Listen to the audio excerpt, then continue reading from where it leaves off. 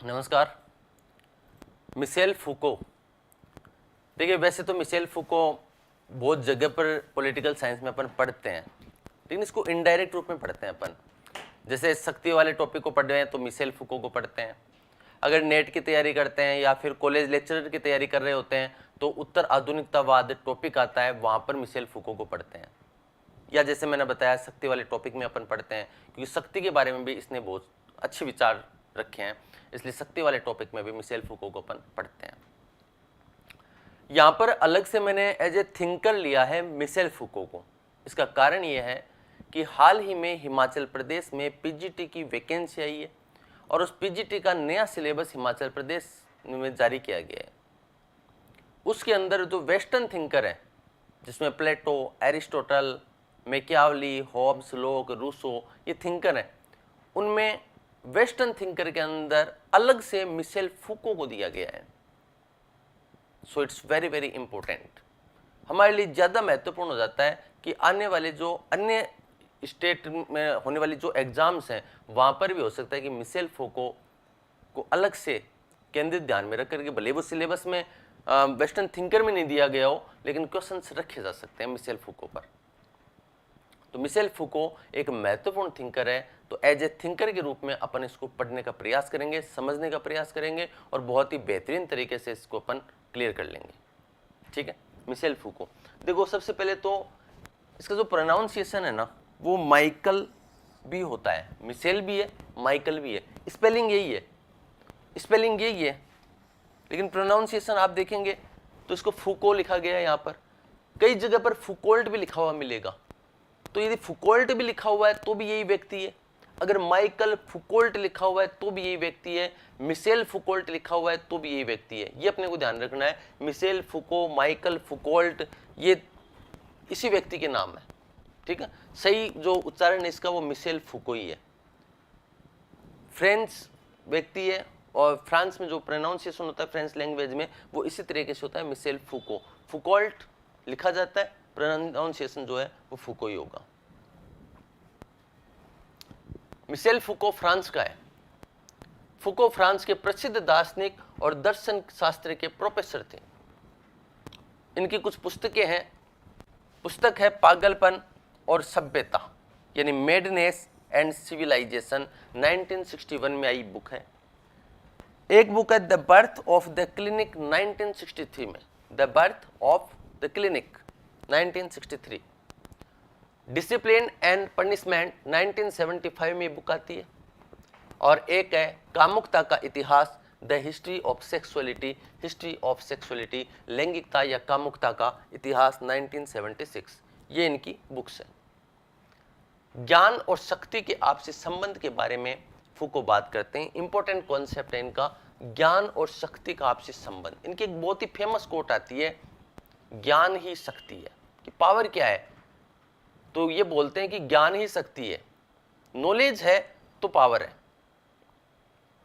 एक एग्जाम्पल भी देते हैं ये कि डॉक्टर की बात व्यक्ति इसलिए मान लेता है कि डॉक्टर के पास में नॉलेज है। एक टीचर की बात स्टूडेंट इसलिए मानता है कि टीचर के पास में नॉलेज है।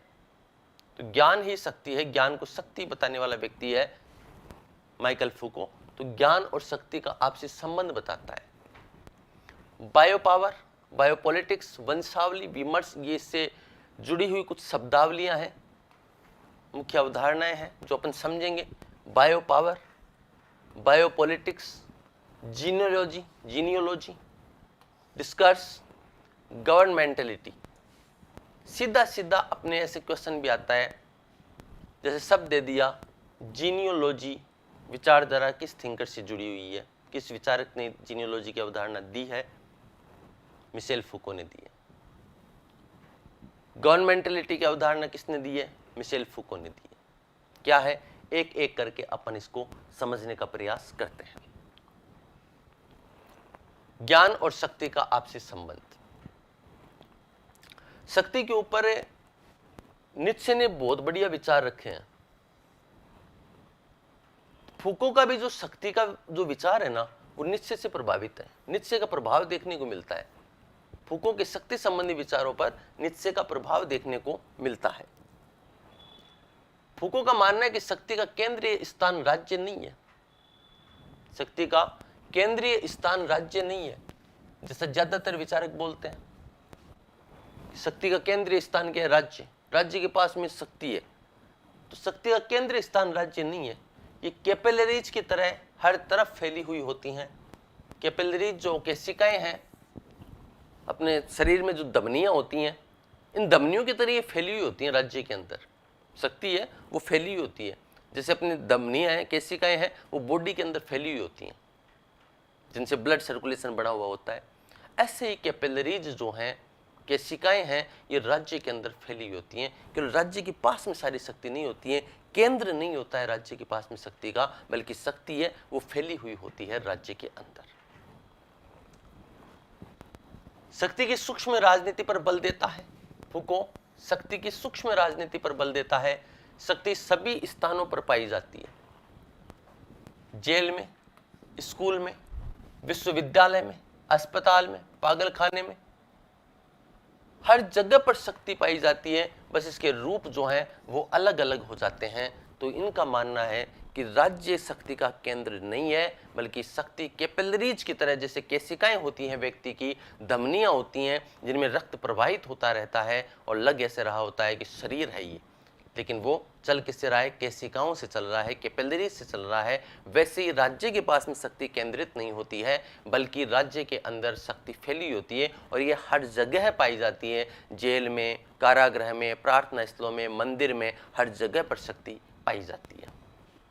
ठीक है, इस प्रकार शक्ति स्थानीय स्तर पर फैली हुई होती है। उसका मुकाबला भी स्थानीय स्तर से आरंभ करना चाहिए। नाजीवाद, स्टालिनवाद या पूंजीवाद को हराना है तो लड़ाई स्थानीय स्तर से आरंभ होगी।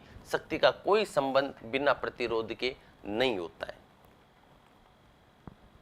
ज्ञान से शक्ति आती है, शक्ति से ज्ञान आता है। ज्ञान से शक्ति आती है और शक्ति से ज्ञान आता है, और यहीं से इनकी कोटेशन बनती है कि ज्ञान ही शक्ति है। नॉलेज इज पावर की बात करने वाला व्यक्ति है माइकल फुकॉल्ट। ये अपृथक है। उत्तर आधुनिक समाज में ज्ञान उत्पादन का साधन है। उत्तर आधुनिक समाज, ये नई टर्मिनोलॉजी है। उत्तर आधुनिक समाज यानी आधुनिकता तो इंडस्ट्रियलाइजेशन के साथ में कभी खत्म हो चुकी थी। अब अपन जो जी रहे हैं ना वर्तमान में, उत्तर आधुनिक युग में जी रहे हैं, जहां पर सारे काम मशीनों से हो रहे हैं। आए दिन अपन देखते हैं कि इंसान की वैल्यू कम होती जा रही है, मशीनों की वैल्यू ज्यादा बढ़ती जा रही है। ये कैसा काल है? उत्तर आधुनिक समाज है। पॉलिटिकल साइंस के सेंस में अलग तरीके से अपन पढ़ते हैं इसको हालांकि, लेकिन मेनली उत्तर आधुनिक समाज का ऑल ओवर जो मीनिंग है वो यही है कि हम आधुनिकता को पीछे धकेल चुके हैं। हम कहाँ आ चुके हैं? उत्तर आधुनिक समाज में आ चुके हैं, पोस्ट मॉडर्न सोसाइटी में आ चुके हैं। इसमें ज्ञान उत्पादन का साधन है। इस उत्तर आधुनिक समाज में उसकी वैल्यू ज्यादा होती है जिसके पास में ज्ञान है। यहाँ पर वो पावर की वैल्यू नहीं है, शक्ति की वैल्यू नहीं है, बल जो शारीरिक बल हुआ करता था उसकी वैल्यू नहीं है। यहाँ पर नॉलेज की वैल्यू है। ज्ञान शक्ति का महत्वपूर्ण साधन है। यहाँ पर ज्यादा ज्ञान होगा तो ज्यादा उत्पादन शक्ति होगी उसके पास में। फूको की त्रिभुज अवधारणा यानी शक्ति, ज्ञान, व्यक्ति का आपसी घनिष्ठ संबंध है। शक्ति किसके पास होगी? जिसके पास ज्ञान होगा। तो व्यक्ति के पास में ज्ञान होगा, ज्ञान से शक्ति आएगी। शक्ति टॉप टू डाउन नहीं बल्कि डाउन टू टॉप चलती है। शक्ति जो है वो टॉप टू डाउन नहीं चलती बल्कि डाउन टू टॉप चलती है। शक्ति जो है ऊपर से नीचे की तरफ नहीं चलती है बल्कि शक्ति नीचे से ऊपर की तरफ चलती है। ऐसा किसका मानना है? मिशेल फूको का मानना है। ये प्राथमिक रूप से दमनात्मक नहीं, उत्पादक भी होती है। जब ज्ञान शक्ति धारण करने वाला डॉक्टर मरीज को एक विशेष ब्रांड का तेल खाने को कहता है तो मरीज के साथ साथ बाजार में उत्पादन को भी प्रभावित करता है। अपन देखते हैं कि बहुत सारे मेडिकल रिप्रेजेंटेटिव होते हैं। एक मेडिसिन आई थी डोलो, अभी चलती है मार्केट में डोलो, लगभग सभी इसका नाम जानने लग गए हैं डोलो का। डोलो में पैरासीटामोल आती है और पैरासीटामोल इसमें बहुत हाई डोज में आती है, 650 mg में आती है, 650 mg में आती है। डॉक्टर्स के पास में ये कंपनी गई और कुछ मेडिसिन दी, कुछ पैसे दिए, कुछ गिफ्ट्स दिए और डॉक्टर्स को सजेस्ट किया कि आप डोलो सजेस्ट करें पेशेंट को। सिंपल पैरासीटामोल कहीं भी मिल जाएगी, किसी भी मेडिकल स्टोर से कोई भी खरीद सकता है, फार्मासिस्ट इसको दे सकता है। डोलो घर घर में बिकने लग गई। तो डॉक्टर ने अपने ज्ञान से क्या किया, बाजार को भी प्रभावित कर दिया। शक्ति स्वामित्व की अपेक्षा व्यवहार में लाई जाती है। बायो पावर की अवधारणा क्या है? बायो पावर, अभी जो अपन ने अवधारणा देखी इनकी, वो कैपिलरीज की अवधारणा थी, ठीक है। अपन इनकी कैपिलरीज को समझाए। तो कैपिलरीज की अवधारणा क्या है इनकी? मिशेल फुको की कैपिलरीज की अवधारणा ये है, कैपिलरीज होती क्या है ये समझ लो आप पहले। अपना ये जो नसें दिखती हैं हाथों में, जिनमें ब्लड सर्कुलेट हो रहा होता है, इनमें भी अंदर धमनियां होती हैं, केशिकाएं होती हैं, उनमें से ब्लड सर्कुलेट होता रहता है। तो अपने को शरीर दिख रहा है कि शक्ति का केंद्र शरीर है, शक्ति का केंद्र शरीर नहीं है। ये जो ब्लड है ना, जो इन केशिकाओं में चल रहा है, ये सर्कुलेशन रुक जाए तो शरीर किसी काम का नहीं है। और ये जो केशिकाएं हैं, इनमें पूरे शरीर के अंदर कहीं भी ब्लॉकेज नहीं होना चाहिए। ब्लॉकेज होते हैं, अपने पेन होने लग जाता है या फिर गठिया जैसी बीमारियां होने लग जाती हैं, तो ब्लॉकेज नहीं होना चाहिए। ऐसे ये बोलता है कि राज्य में है ना, शक्ति का केंद्र राज्य नहीं होता है, बल्कि शक्ति राज्य के अंदर हर जगह पाई जाती है। चाहे वो विद्यालय हो, चाहे मंदिर हो, चाहे जेल हो, हर जगह पर शक्ति देखने को मिलती है। ये कैपिलरीज की अवधारणा है। फिर ये बोलते हैं कि ज्ञान ही शक्ति है। यहाँ पर व्यक्ति के पास में वो व्यक्ति पूछा जाएगा जिसके पास में ज्ञान है, क्योंकि ज्ञान ही शक्ति का केंद्र है। यहाँ पर डॉक्टर का एग्जाम्पल देते हैं। शक्ति कैसे पाई जाती है, टॉप टू डाउन या डाउन टू टॉप? तो शक्ति टॉप टू डाउन नहीं पाई जाती है, बल्कि डाउन टू टॉप चलती है। बायो पावर की अवधारणा क्या है? जैविक शक्ति का तात्पर्य शक्ति बायो पावर की प्रत्येक स्थान पर फैली होती है। जिस प्रकार शरीर में शक्ति कैपिलरीज के माध्यम से प्रत्येक अंग में होती है, उसी प्रकार समाज के प्रत्येक अंग में शक्ति होती है। केवल राज्य ही शक्ति का स्थान नहीं है, ये परिवार, जाति, स्कूल, जेल सब जगह फैली हुई है। जो बात ऊपर पढ़ी थी अपन ने, वही बात यहाँ आ रही है। इसको क्या बोल रहे हैं? बायो पावर, जैविक शक्ति, बायो पावर। यानी बायो पावर के जैसे अपनी जो जैविक की अवधारणा है, वैसे ही इसने राज्य के साथ में जोड़ दिया उसको। बायो पावर, जैविक की। ज्ञान और शक्ति के आपसी संबंधों पर फूको का प्रसिद्ध पुस्तक है madness and civilisation, psychiatric knowledge and power. Psychiatric knowledge and power, विमर्श और शक्ति। दूसरी अवधारणा इनकी विमर्श और शक्ति क्या है? विमर्श किसी एक वस्तु या संरचना के बारे में लोगों की सोचने की एक निश्चित पद्धति होती है। ये पद्धति मिलजुल कर लोगों की सामान्य धारणा बनाती है। जैसे भारत में गाय की पवित्रता का विमर्श, नौकरशाही की भ्रष्ट छवि का विमर्श, अमेरिका में अश्वेतों के अपराधी होने का विमर्श। तो विमर्श एक वस्तु या संरचना के बारे में लोगों की सोचने की एक निश्चित पद्धति होती है। फूको का मानना है कि शक्ति विमर्श के माध्यम से काम करती है। शक्ति जो है ये विमर्श के माध्यम से काम करती है। ये विमर्श के जरिए अपराध, पागलपन या कामुकता के बारे में हमारे एटीट्यूड को बदलती है। जैसे कि एग्जांपल लेते हैं अपन कि एलजीबीटी को पहले अपराध माना जाता था, अब विमर्श हुआ, धीरे धीरे लोगों को पता चला कि नहीं, एलजीबीटी वाले लोग भी समाज की पार्ट होते हैं। तो अब क्या हुआ, इसको अपराध की श्रेणी में नहीं रखा गया है, भारतीय संविधान ने इसको कानूनी मान्यता दे दी। तो ये क्या है, विमर्श के माध्यम से काम करती है शक्ति। ये विमर्श के जरिए अपराध, पागलपन, कामुकता के बारे में हमारे एटीट्यूड को बदलती है, पर ज्ञान के द्वारा इस एटीट्यूड को भी बदला जा सकता है। उदाहरण स्वरूप, पागलों के बारे में पहले ये विमर्श था कि इन्हें ईश्वर ने ऐसा ही बनाया है, इनमें सुधार नहीं किया जा सकता है, लेकिन बाद में इनको मेडिसिन से भी सही किया जाने लगा। ठीक है, दवाइयों से भी मनोरोग विशेषज्ञों ने अपने विशिष्ट ज्ञान के बल पर उन पागलों को ठीक कर पूरा विमर्श ही बदल दिया।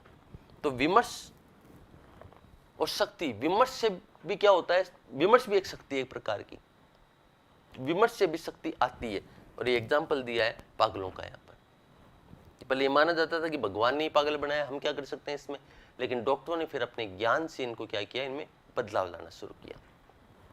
ज्ञान में शक्ति है, इसका तात्पर्य है मनोचिकित्सक और वकील आदि अपनी ज्ञान के बल पर किसी भी व्यक्ति को पागल खाने या जेल में भेजने या बचाने की शक्ति रखते हैं। अनुशासन और सजा, अनुशासन और सजा। अनुशासन और सजा बुक ये डिसिप्लिन एंड पनिश। फुको सजा देने की दो तकनीक बताता है, किसी को भी सजा देनी है तो दो तकनीक बताता है। एक है राजतंत्रीय सजा, मोनार्कियल पनिशमेंट, और दूसरी है अनुशासनात्मक सजा, डिसिप्लिनरी पनिशमेंट। राजतंत्रीय सजा, इसमें सार्वजनिक रूप से उत्पीड़न किया जाता है या फांसी दी जाती है। ये शरीर को तंग करने वाली सजा है। पुराने राजाओं के द्वारा ऐसी सजा दी जाती थी। अनुशासनात्मक सजा में पेशेवरों द्वारा सजा दी जाती है। इसमें जैसे मनोचिकित्सक, कार्यक्रम शिक्षक, कैदी को पैरोल पर छोड़ने वाले अधिकारी शामिल रहते हैं। इसमें कैदी को एकांत कोठर में पटक मानसिक सजा दी जाती है। पूंजीवाद इसी अनुशासनात्मक शक्ति का प्रयोग करता है। ये शरीर के बजाय आत्मा व मन को दंडित करने वाली सजा है। आधुनिक समाज और पैनोप्टिकन। देखो, पैनोप्टिकन की अवधारणा वैसे बेंथम से जुड़ी हुई है और बेंथम से प्रभाव, बेंथम का जो पैनोप्टिकन है उसी का प्रभाव इस पर दिखाई देता है। बेंथम का पैनोप्टिकन क्या था? बेंथम ने जेलों में सुधार के लिए पैनोप्टिकन की अवधारणा दी थी। हालांकि वो बाद में सफल नहीं हुई, वो अलग बात थी, लेकिन पैनोप्टिकन की मूल अवधारणा जो जुड़ी हुई है वो बेंथम के साथ में जुड़ी हुई है। उसी से प्रभावित होकर के यहाँ पर पैनोप्टिकन की अवधारणा देते हैं मिशेल फुको। फुको आधुनिक समाज की तुलना बेंथम की जेल संबंधी पैनोप्टिकन योजना से करता है, जिसमें अर्धचंद्राकार जेल में सिर्फ एक गार्ड बीच में बनी मीनार पर बैठा निगरानी करता है। यानी जेल में लोग बंद हैं, एक थोड़ी दूर पर एक मीनार बनी हुई है और उसके ऊपर एक गार्ड है, वो निगरानी करता है कैदियों की। कैदियों को खुला छोड़ रखा है कि उनमें सुधार किया जाए, लेकिन फिर क्या होता है, उन कैदियों को पता चल जाता है कि हमारे ऊपर निगरानी रखी जा रही है। पहले इसको गुप्त रखने की बात थी, तो जब पता ही चल गया कि हमारे ऊपर निगरानी रखा जा रहा है सुधार के लिए, तो कैदी खुद ही मतलब सुधरने का प्रयास करने लग गए। पहले ये था कि इनको अपने आप मतलब खुला छोड़ दो और आत्म सुधार इनमें हो, खुद ब खुद सुधार इनमें हो। तो इसमें क्या था, एक अर्धचंद्राकार जेल में सिर्फ एक गार्ड बीच में बनी मीनार पर बैठा निगरानी करता है। वह किसी को दिखाई नहीं देता है, फिर भी सभी कैदियों को यह लगता है कि वह सिर्फ उन्हें ही देख रहा है। फुको के अनुसार प्रत्यक्षता एक जाल है, विजिबिलिटी इज ए ट्रैप। आधुनिक समाज एक ऐसी ही कारागृही व्यवस्था है जहां स्कूल, विश्वविद्यालय, कारागृह, पागलखाने आदि संस्थान अनुशासन का निर्माण कर व्यक्ति की स्वतंत्रता को बाधित करते हैं। ये फुको की गवर्नमेंटलिटी है, फुको की प्रशासकीयता है। तो फुको के अनुसार प्रत्यक्षता एक जाल है, जो प्रत्यक्ष रूप से निगरानी रखी जा रही है वास्तव में एक जाल है। आधुनिक समाज एक ऐसे ही कारागृही व्यवस्था है जहां स्कूल, विश्वविद्यालय, कारागृह, पागलखाने आदि संस्थान अनुशासन का निर्माण कर व्यक्ति की स्वतंत्रता को बाधित करते हैं। यानी यहाँ पर क्या हो रहा है, अनुशासन का निर्माण किया जा रहा है। तो अनुशासन का निर्माण किया जा रहा है कि व्यक्ति इधर नहीं जाएगा, ऐसे रहेगा, इस तरीके से रहेगा, इतने बजे खाना खाएगा, हॉस्टल की व्यवस्था बनाई जा रही है। तो अनुशासन से उसकी स्वतंत्रता बाधित हो रही है। यही फुको की गवर्नमेंटलिटी, प्रशासकीयता है। इस प्रकार फुको तीन प्रकार की शक्ति बताता है, एक अनुशासन, दूसरी प्रशिक्षण और तीसरी सतर्कता यानी निगरानी। जीनियोलॉजी, वंशावली। फुको का जीनियोलॉजी की अवधारणा नीत्शे से ली है। जीनियोलॉजी विचारधारा विशेषकर मार्क्सवादी विचारधारा का विरोध करती है।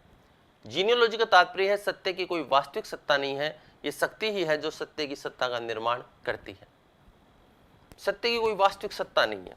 आज कोई चीज सत्य है और कल को उसको काटने वाला कोई दूसरा सत्य आ गया तो पहली वाला सत्य क्या हो जाएगा, गलत हो जाएगा। जैसे कि एग्जांपल लेते हैं अपन, ग्रेविटी हर जगह पाई जाती है, लेकिन जब व्यक्ति अंतरिक्ष में उतरा तब उसको पता चला कि यहाँ पे ग्रेविटी नहीं पाई जाती है। तो पहले वाला नॉलेज क्या हो गया, गलत हो गया कि ग्रेविटी सिर्फ पृथ्वी पर पाई जाती है, अंतरिक्ष में ग्रेविटी नहीं पाई जाती है। सत्य की कोई वास्तविक सत्ता नहीं होती है। शक्ति ही है जो सत्य की सत्ता का निर्माण करती है। और शक्ति क्या है, ज्ञान। तो वास्तव में जो ज्ञान है ना, वही सत्य की सत्ता का निर्माण करता है। नॉलेज ही सत्य की सत्ता का निर्माण करता है। अल्विन टॉफलर की उत्तराधुनिकतावाद से संबंधित तीन पुस्तकें हैं, सत्ता परिवर्तन, भविष्य का झटका, तीसरी लहर।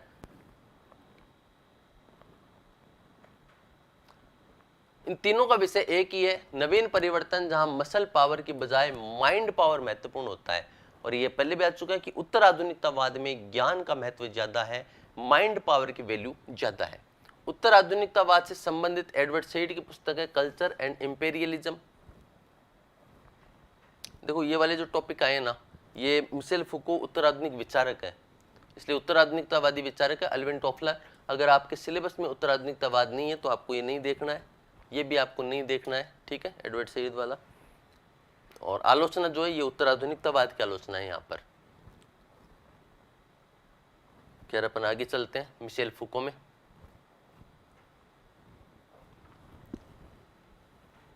मिशेल फुको की एक तो बुक आई, madness and civilisation, clinic birth, order of things, history of sexuality, ये किताबों के नाम आए, पहले भी आ चुके हैं। अनुशासन और दंड, जेल का जन्म 1975। मिशेल फुको के अनुसार स्टीवन ल्यूकस की शक्ति की अवधारणा में भी कुछ सीमाएं हैं, कुछ कमियां हैं।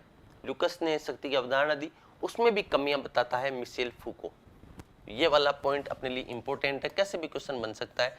मिशेल फुको ने कौन से विचारक के शक्ति की अवधारणा में कमियां बताई है, सुधार किया है, या स्टीवन ल्यूकस जो है उसमें सुधार किसने किया, उसकी शक्ति की अवधारणा में सुधार किसने किया है, मिशेल फुको ने किया है।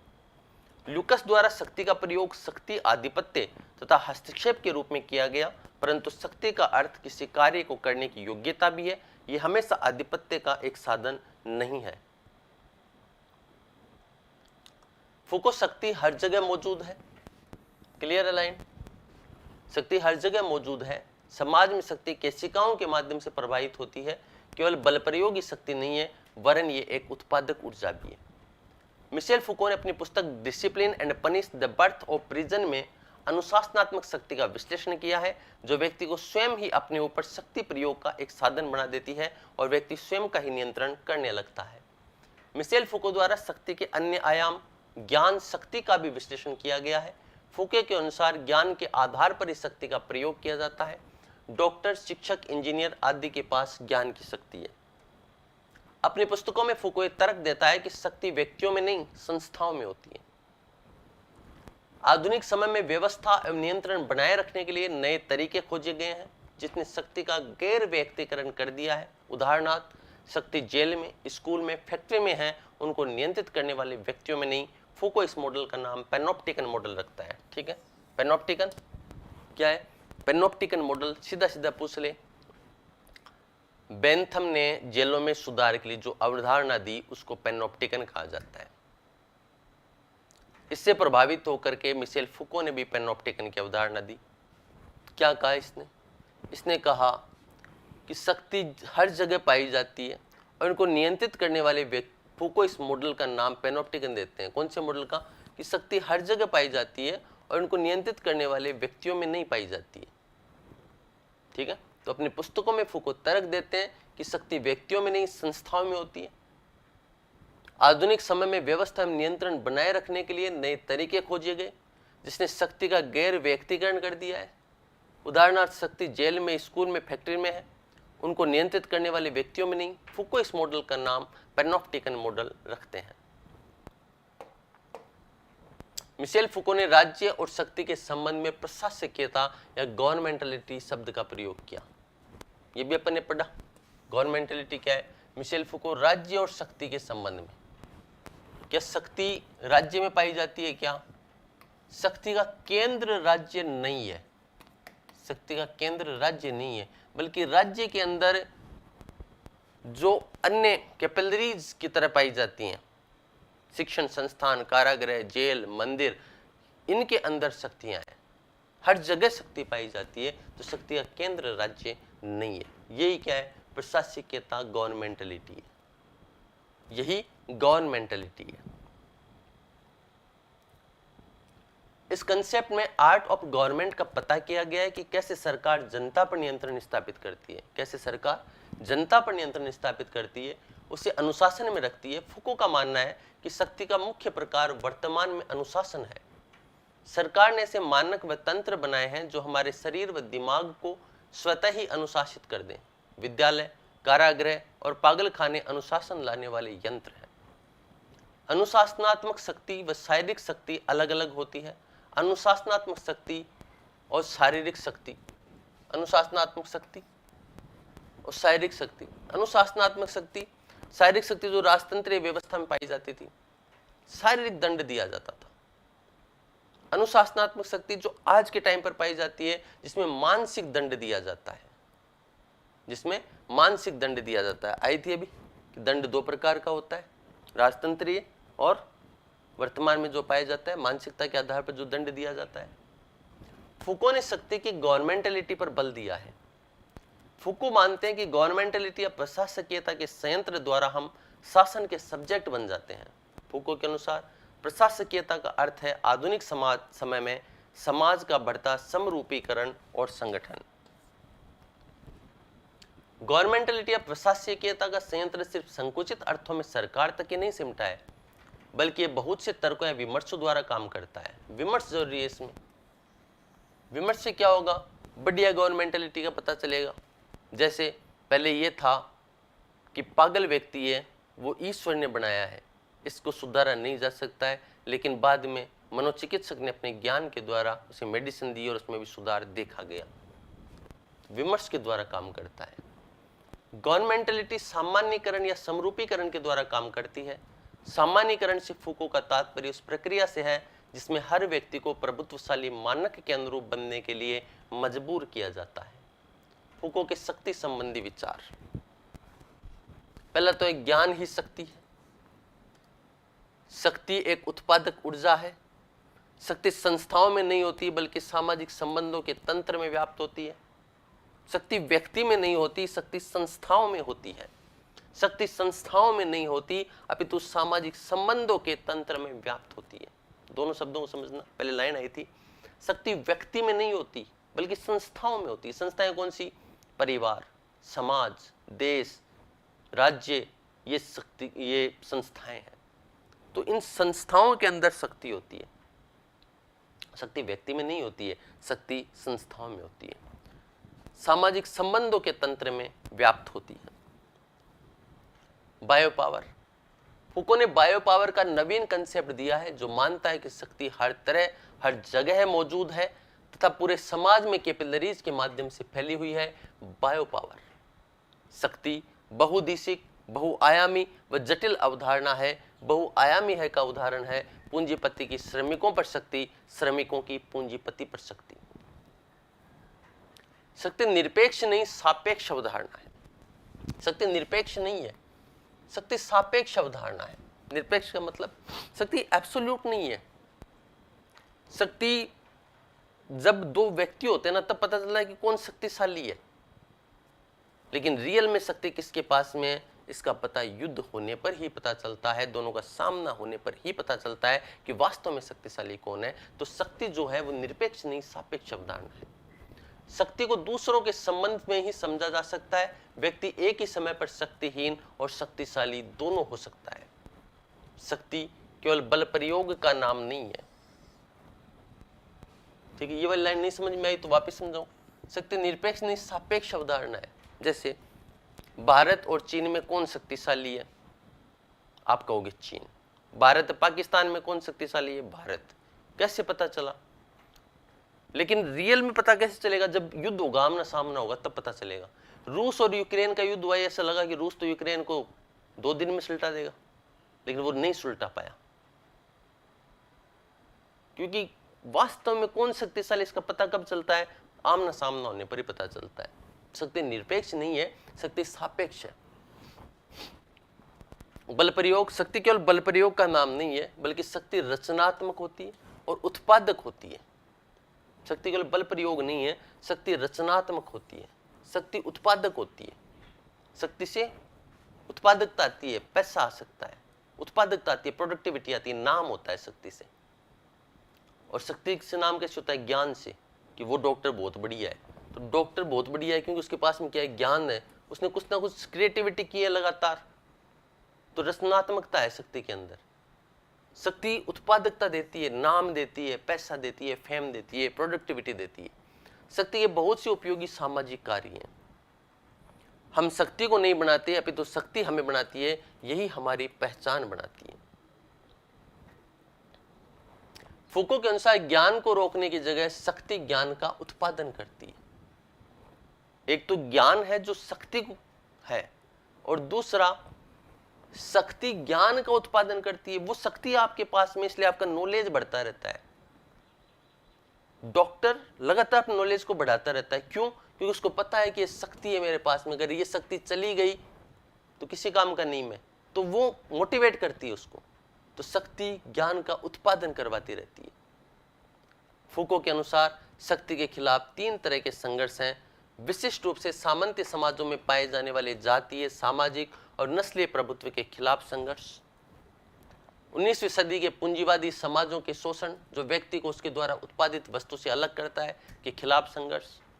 सब्जेक्शन, इसका अर्थ है कर्ता बनना यानी अधीन होना, इनके रूपों के खिलाफ संघर्ष। इस तरह के संघर्ष में एक कोशिश की जानी चाहिए कि राज्य और गवर्नमेंटलिटी से जुड़ी पहचान और व्यक्तिकरण को नकार कर नई तरह की सब्जेक्टिविटी या व्यक्तिकता का निर्माण किया जाए। मिशेल फूको, जहां शक्ति है वहां प्रतिरोध है, और फिर भी या परिणाम स्वरूप ये प्रतिरोध शक्ति के संबंध में कभी भी बाहरीपन की स्थिति में नहीं है। फूको द्वारा शक्ति के निर्माण का सामाजिक विश्लेषण करके इसका राज्य व संस्थाओं के अतिरिक्त व्यक्ति केंद्रित अध्ययन किया गया। देखो, एक तो एजेंसी है अभिकरण केंद्रित,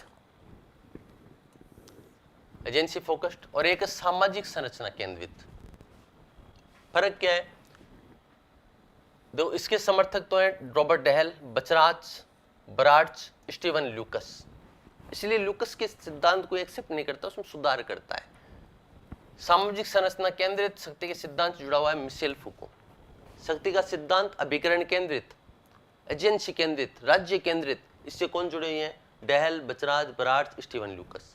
सामाजिक संरचना केंद्रित, कि जो सामाजिक संस्थाएं हैं उनमें, सामाजिक संरचनाओं के पास में शक्ति होती है, हर जगह शक्ति पाई जाती है। कैपिलरीज की अवधारणा, बायो पावर की अवधारणा, उनको रेगुलेट करने के लिए पेनोप्टिकन की अवधारणा, गवर्नमेंटलिटी की अवधारणा दी सामाजिक संरचना के आधार पर। किसने? मिशेल फूको ने। ये वाली शक्ति पावर ओवर है, ये वाली पावर 2 के रूप में है। शक्ति वाले चैप्टर में बताया मैंने पावर और पावर 2 में क्या होता है। पावर ओवर दमनात्मक टाइप की शक्ति होती है, पावर 2 बढ़ाती है शक्ति को, जैसे ज्ञान वाली शक्ति बढ़ाती है व्यक्ति की नॉलेज को, लोगों की शक्ति को बढ़ाती है, तो ये पावर 2 है। ये पावर ओवर वाली है, राज्य दमनात्मक रूप से इसका प्रयोग करता है, ये दमनात्मक रूप से शक्ति का प्रयोग नहीं करते हैं, तो पावर 2। ये आधिपत्य वाली शक्ति है, हेजेमनी वाली शक्ति है, ये सशक्तिकरण का प्रयोग करने वाली शक्ति है, एम्पावरमेंट करती है। ये नकारात्मक अवधारणा है, ये सकारात्मक अवधारणा है, ये बाध्यकारी है, ये योग्यता स्वतंत्रता पर आधारित है। ये छोटा सा अपना टॉपिक था मिशेल फूको पर।